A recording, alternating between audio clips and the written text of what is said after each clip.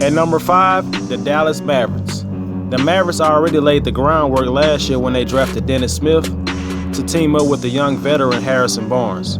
Dennis Smith had a solid rookie year where he was selected to the all-rookie second team, which is impressive considering the draft class. He showed the explosiveness and scoring ability last season that scouts saw in high school and college. There are obviously things he needs to improve on, like his overall shooting percentage, but he's a great competitor and hard worker, and he has only scratched the surface. But the Mavericks swung big in the draft this year and drafted what I believe is one of the best players in the draft, Luka Doncic. Teams like Sacramento and Atlanta opened the door for the possibility of him going to the Mavericks, and Dallas took full advantage of it. The 19-year-old dominated the second best league in the world last season, and some people still doubt his abilities. Doncic is highly skilled and has that fire and passion you want your best players to have in pursuing a championship.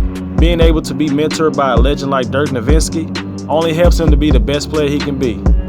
Dennis Smith and Luka Doncic alone is a reason to be excited for the Mavericks' future. There hasn't been this much excitement for the Mavericks since they made their run in the 2011 playoffs, where they won their first ever NBA championship. Add players like Harrison Barnes and young players like the two-time national champion Jalen Brunson and Kostas Antetokoumnpo, and the sky's the limit. At number 4, the Phoenix Suns. There's no way to sugarcoat the last 4 or 5 years for the Phoenix Suns. They have been consistently one of the worst teams in the league in that span.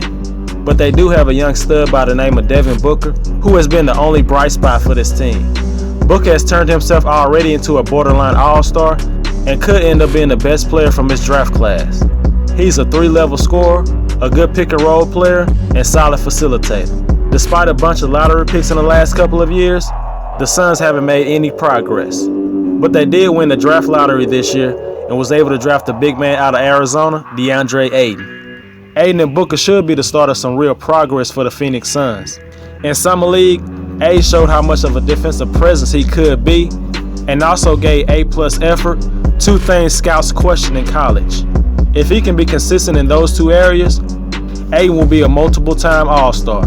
The Suns already have long and rangy wing players like Mikal Bridges and Josh Jackson. Josh played great during the second half of last season and was selected to the all-rookie second team. He's a great defender and an improving shooter. But I'm more excited about Mikal Bridges, who I believe is more of a fit with Ayton and Booker. Bridges is just as good a defender as Josh, maybe better, but he also is a legit knockdown shooter from distance. He's not somebody who loves to pound the ball on the ground and go one-on-one. He's a legit 3-and-D guy. Josh is very talented, but with Mikal Bridges on board, along with Trevor Ariza, I think the Suns should consider trading Josh to improve their point guard position. I'm not even sure who's the starter at point guard at the moment. Dragon Bender most likely will never live up to his top 4 draft selection, but he still could be a solid contributor for the Suns by stretching the defense with his outside shooting and blocking a couple shots. Even in a stacked conference, I expect to see more wins for the Phoenix Suns. At number 3, the Los Angeles Lakers. Nobody has had more success in the draft in the last 3 or 4 years than the Los Angeles Lakers. Being able to find productive and effective players late in the first round and the second round is very impressive.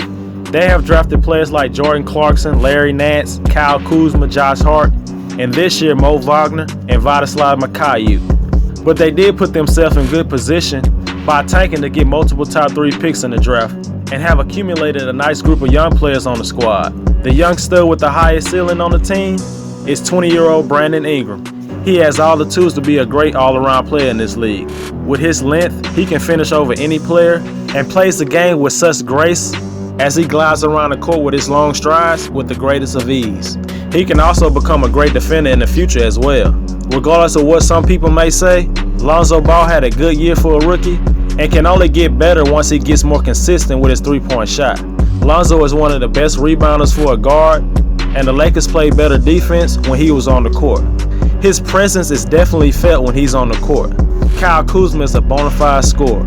He might not be good at any other area at this point, but he doesn't lack confidence on the offensive end. Whether he's playing with a great player or not, Kyle Kuzma's confidence will not change. He's going to ball out regardless. The Lakers once again had a player in Summer League who won MVP for the second year in a row. This year was Josh Hart.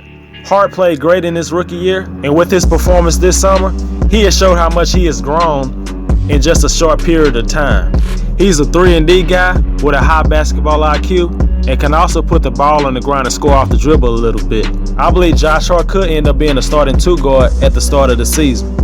Mo Wagner and Makayu played unbelievable in Summer League and showed they are ready to contribute right away. Makayu looked like the second coming of Klay Thompson. Played great defense, shot the lights out from 3, attacked the rim, and showed his playmaking skills. With the Lakers being thin at center, Mo Wagner could be getting backup minutes in his rookie year. With Kawhi Leonard getting traded to Toronto, this young core will have another year to show Magic Johnson and Rob Pelinka that they have what it takes to help this team achieve the ultimate goal. And number 2, the Philadelphia 76ers. Before last season, the 76ers hadn't made the playoffs since 2012. Even though they have 2 potential franchise cornerstones in Ben Simmons and Joel Embiid, some people didn't believe they were ready to lead a team to the playoffs, let alone the second round. You could say the 76ers have 2 of the best young stars in the league right now. Ben Simmons is a transcendent player who posted around 16 points, 8 rebounds, and 8 assists in his rookie year. It will be a disappointment if Ben Simmons don't average a triple-double for a whole year, at least one time in his career. Even though he had his struggles against the Celtics in the playoffs, I have no doubts he will get to a point where he's comfortable shooting the mid-range jumper. Joel Embiid thinks he's the best big man in the league, and he has a good argument. Embiid will embarrass you on the court and then let you know about it in your face and on social media. After having a bizarre start to his career, Markelle Fultz came back to the court during the second half of the season and showed some flashes of his potential and could be in line for a breakout sophomore year. There's no doubt he has talent. He just got to put it all together on the court. Next season should be the year where Markelle silenced all the naysayers and proved why he was the number 1 pick. Dario Saric had a good productive season as he provides outside shooting that the team desperately needs. Saric also has playmaking skills, which adds to his value.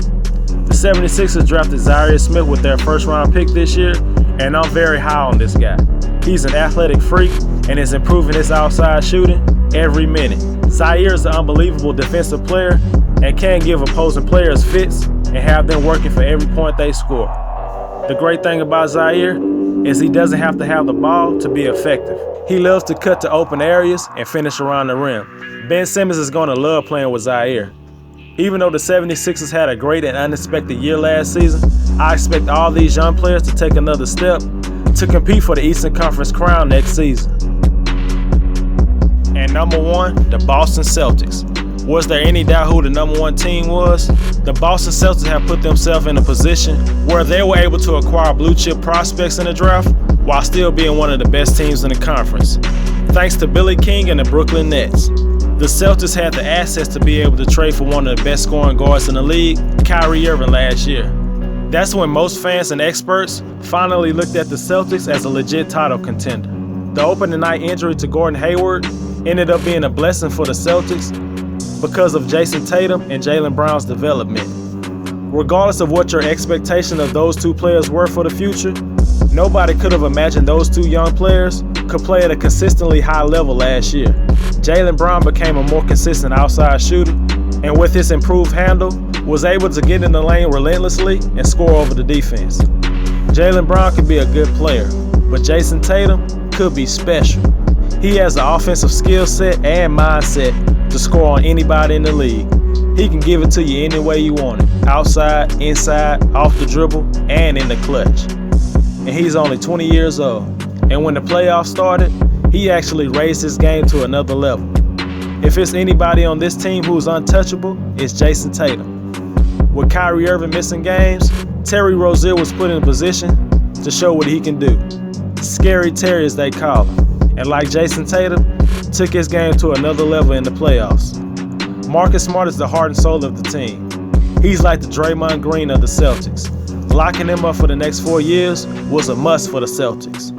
Robert Williams slid in the draft. He is just what they need, a long and athletic center who can protect the rim and rebound. I'm not sure if he'll get consistent minutes in his rookie year, but he's a good talented prospect who feels a need for the Celtics. The Celtics have all the pieces to go on a run and take over the league. Next season, the Celtics are the team with the best chance to stop a three-peat by the Golden State Warriors.